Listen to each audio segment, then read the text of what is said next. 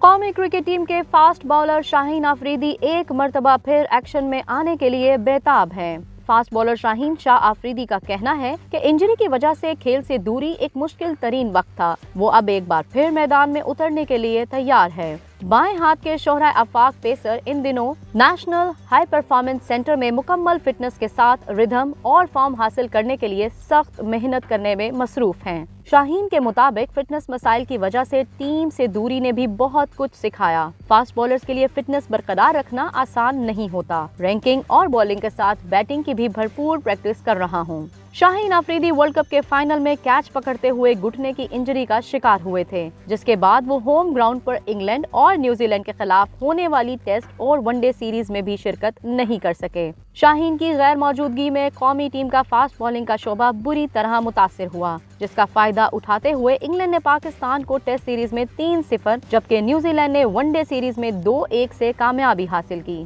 Pakistan super league का आगाज 13 फरवरी से मुल्क के 4 सेंटर लाहौर, कराची, पिंडी और मुल्तान में हो रहा है। शाहीन शाह अफरीदी की क़यादत में लाहौर कलंदर्स ने गुज़िश्ता सीजन में ट्रॉफी अपने नाम की थी और अब फास्ट बॉलर एक मर्तबा फिर ट्रॉफी जीतने के लिए पुरअज़्म है।